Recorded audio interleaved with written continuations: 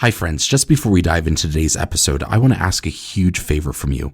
Would you please consider being a supporter of the Why Catholic podcast? There's 4 ways you can do this. First, you can become a patron and financially support this podcast. The basic level is $5 a month. To become a patron, go to whycatholic.substack.com/subscribe. Secondly, you can support this podcast by purchasing something from the Why Catholic merch shop on Etsy. Just go to etsy.com/shop/whycatholic. Third, you can also support Why Catholic by sharing episodes with your community.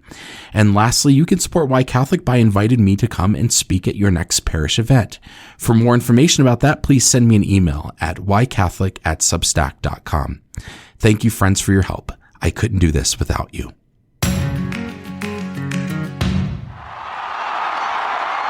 7:06 p.m. Rome time. White smoke. And as that smoke rose and billowed into the night air, St. Peter's Square erupted. You're listening to news coverage of the Papal Conclave. A large crowd is gathered at St. Peter's Square in Vatican City, and for the past few days, everyone has been watching a chimney. So far, only black smoke has emerged, meaning that the cardinals have finished casting their votes, but have not chosen a new pope. But tonight, white smoke emerges, signifying, Habemus Papam. We have a new pope. Hi, this is Justin Hibbard, and you're listening to Why Catholic, my podcast about the what and why of Catholicism. Since episode 108, we've been focusing on the topic of the papacy. In the last 2 episodes, we looked at some of the bad popes and some great popes. But how did those individuals become popes? You might be surprised to learn that they ascended the chair of St. Peter in very different manners. After all, papal elections have changed quite a bit over the years. In episode 109, we talked about how Peter became the first leader of the church. Jesus literally appointed him and gave him spiritual authority along with the keys to the kingdom of heaven. From there, things are a little nebulous as we don't exactly have detailed records. St. Irenaeus tells us that Linus succeeded Peter as Bishop of Rome, followed by Anacletus, then Clement I.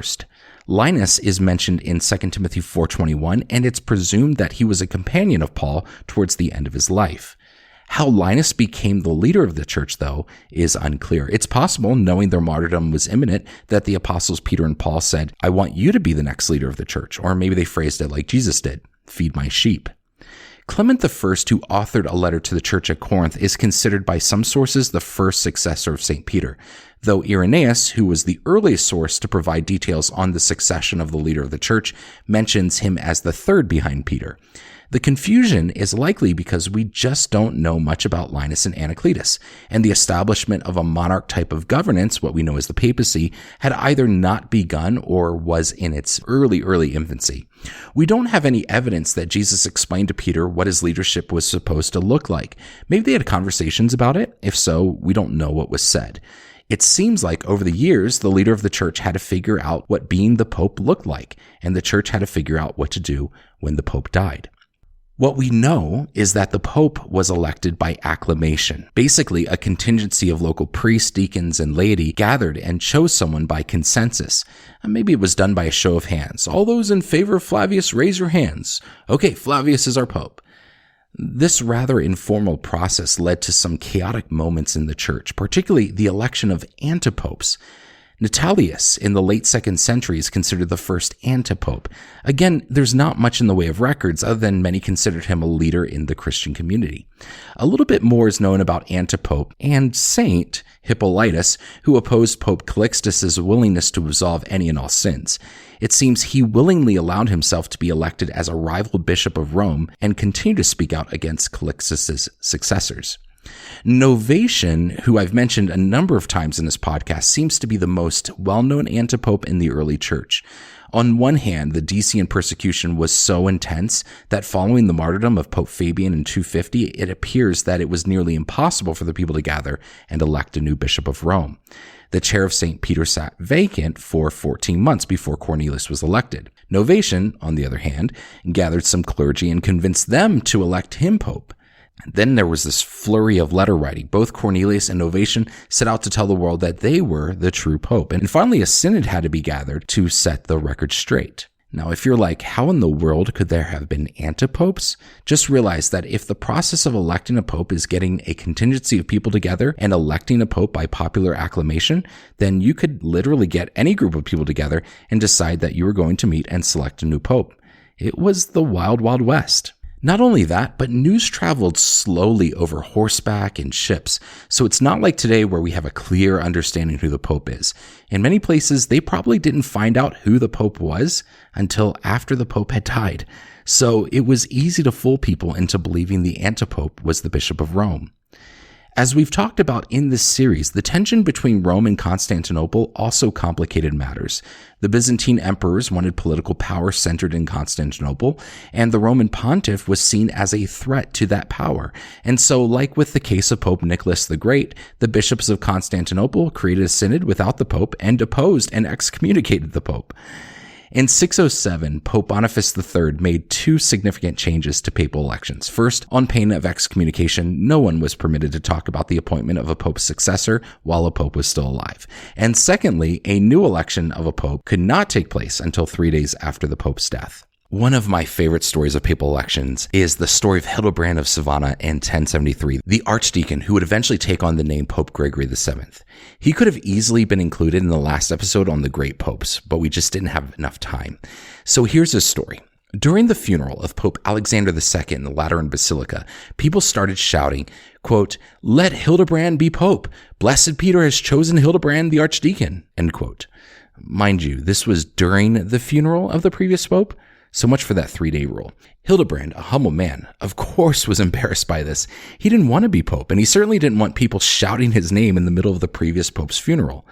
So he fled the funeral and hid in a monastery. Some days later, the people found him and once again started shouting, "Let Hildebrand be pope."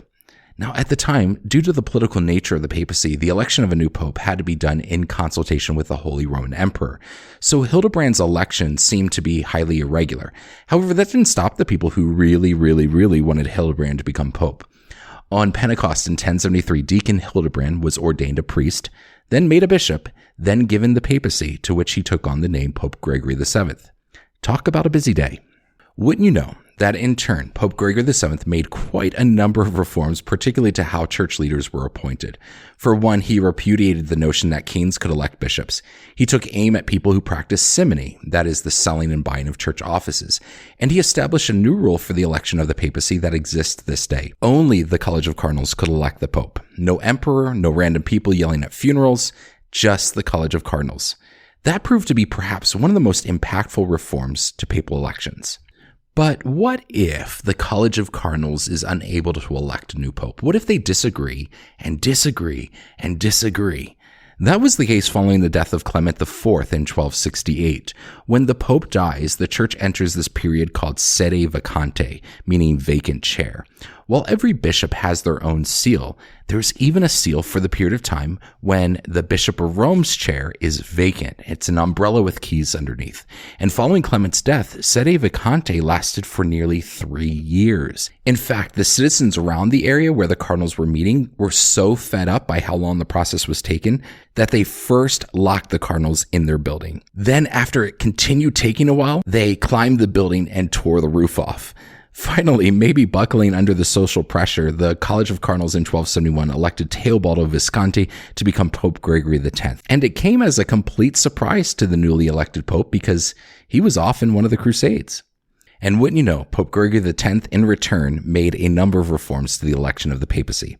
First, the election of a pope had to be held where the pope and curia were residing when the pope died. He increased the time between the pope's death and the election of a new pope from 3 days to 10 days. Cardinals had to be present to vote. Any baptized male could be made pope, not just cardinals or absent cardinals, but men of any order in creation. He established what we call the conclave, meaning with key. Basically, it's a shut-in for the cardinals. They are locked in under careful guard with a few servants until they elect a new pope. None could leave unless they became ill. And then the clock began. If a pope wasn't elected within 3 days, the cardinals could only have one dish at their meal. If it got to 9 days, then they were only served bread, water, and wine, and their servants went away. Cardinals were not allowed to engage in bribery, whether money or promises, nor could they conduct any other business other than electing the next pope. And no more of this loudest group gets to say who the pope is. 2/3 of the cardinals present at the conclave had to agree before a pope was elected. Since cardinals disliked the restrictions that Pope Gregory X set, particularly the whole rationing of food and servants, the rules were suspended by later popes. However, this once again led to lengthy elections, and after another 2-year period without a pope between 1272 and 1274, Pope Celestine V reinstated Pope Gregory X's rules.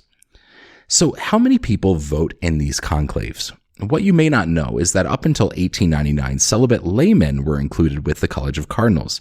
Many times it was someone of nobility or a monk who wasn't a priest. In 1517, Pope Sixtus V limited the number of cardinals to 70, since that was the number of leaders of Israel during the time of Moses. However, that number has increased over time. In 1970, Pope Paul VI set a requirement that only cardinals under the age of 80 could vote in a conclave, and in 1975, he limited the number of electors to 120. Pope John Paul II later changed the voting age slightly. A cardinal had to be under 80 before a papal vacancy, not before the conclave, in order to participate in the election. As far as how many votes were needed to elect a pope, many contend that in the early years of the church it was unanimous, but probably it was the loudest people shouting to the point where those that opposed couldn't be heard. In 1059, the Synod of Rome ruled that it merely had to be a simple majority. But in 1179, the Third Council of Lateran said that the College of Cardinals should aim for unanimity. However, quote, if by chance, through some enemy sowing tares, there cannot be full agreement, end quote, then 2/3 would suffice to elect a pope. Here's a question. Who can be elected pope? Well, like I said, in theory, any baptized male can be elected pope. The rules established by Gregory X still apply today. One doesn't necessarily need to be a priest, a bishop, or a cardinal. However, the College of Cardinals have a long tradition of voting for someone within their ranks. The last non-cardinal to be elected pope was Pope Urban VI in 1378.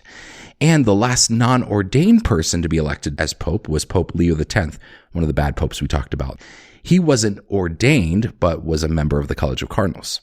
Given the development of the papacy, the most likely person to be pope is someone who has risen in the ranks, starting off as a priest, then a bishop, then a cardinal, and is one of the members of the College of Cardinals voting for the pope.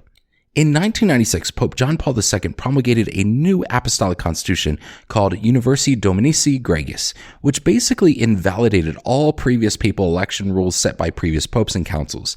However, it retained many of the rules from the past. This new apostolic constitution, with some minor changes by Pope Benedict XVI, governs how the pope is elected today. When a pope dies, or resigns, all members of the College of Cardinals are required to come to Rome and participate in the papal election. Those over the age of 80 are allowed to attend but may not vote. The process is still called the conclave, but the cardinals aren't completely locked in a room until they elect a pope. The College of Cardinals are sequestered in the Domus Sancti Marthae, which is a hotel next to St. Peter's Basilica, specifically for clergy that are visiting and have business with the Holy See.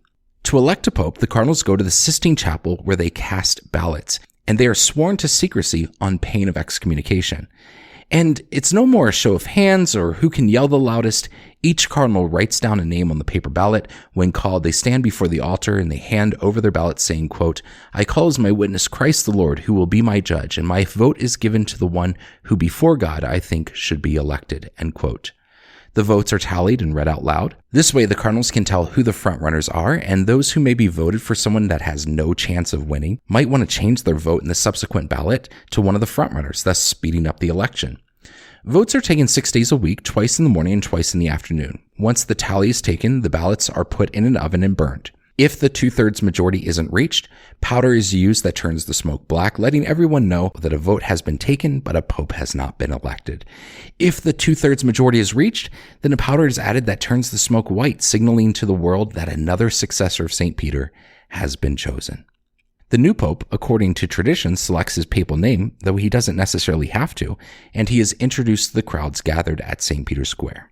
While most popes serve until their death, though highly irregular, there have been a couple that have resigned. Perhaps through some divine insight, Pope John Paul II actually made provisions for resignation in his reform of papal elections, because his successor, Pope Benedict XVI, resigned in 2013.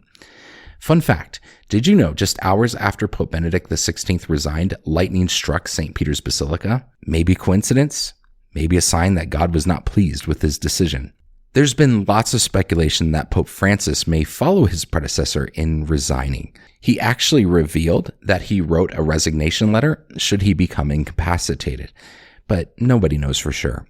Meanwhile, there's always speculation as to who will succeed Pope Francis, even though there's not supposed to be. Recently, Pope Francis announced that he's appointing 21 new cardinals. The list includes a number of people from Africa, Asia, and the Middle East. It even includes a young Eastern Catholic bishop from Australia. What this tells me is that the College of Cardinals and the papacy will become increasingly diverse. The past 3 popes have all been non-Italians, which is really, really rare. Pope John Paul II was the first non-Italian to be elected pope since Adrian VI in 1522. And my guess is that electing non-Italians will become the norm. For one, with the ease of communication and travel these days, it's no longer impractical to have a non-Italian as a cardinal or a pope. Pope Francis is the first South American to be elected pope, and frankly, I hope our next pope represents even more the diversity of the church, maybe someone from Africa or Asia. But more importantly, I hope he's a man who proves to be an inspiring spiritual leader, a faithful theologian, and an incredible administrator. Time will tell who our next pope will be. Thank you for joining me for Why Catholic. Be sure to subscribe to Why Catholic wherever you get your podcasts. And you can also subscribe to my Substack site and get the next episode in your email inbox. As a subscriber, you get a special discount code to the Why Catholic Etsy store. If you've been blessed by this podcast and you're feeling generous, there's also a way to financially support it, and patrons get some extra perks.